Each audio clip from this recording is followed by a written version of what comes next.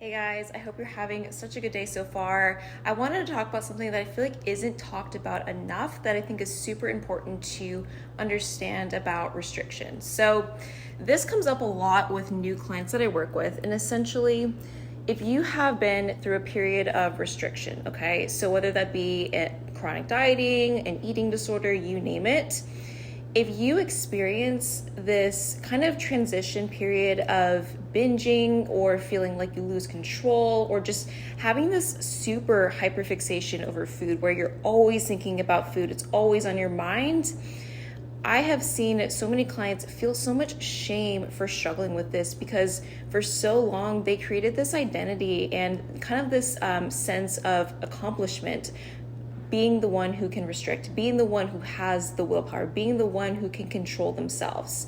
And when that is taken away, or not so much taken away, but more so you no longer are restricting, you are starting to try and give yourself permission with food, or maybe you're trying to get out of the chronic diet cycle, but then you find yourself, once you do give yourself permission, losing control. This is so normal. This is so normal to experience. It's something that I see so often with the women that come to see me because this process is not easy.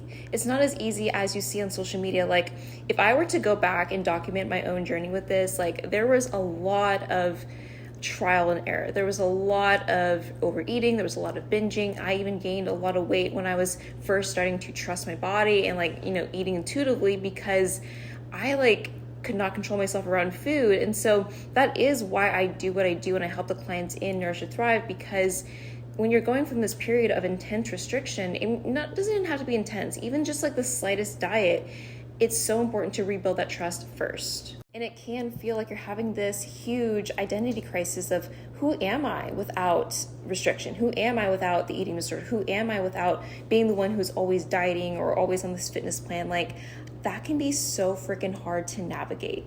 But it's something that I think is so important to not ignore, especially when you are in this process of going from dieting, restriction to more of an intuitive eating, gentle approach. And if you are going through this, I just want you to know that you are not alone. This is such a common struggle that so many women experience. And if you do need more support, if you're not really sure how to trust your body and you want to stop dieting or restricting or following food rules, DM me, Nourish, and I'd love to help you.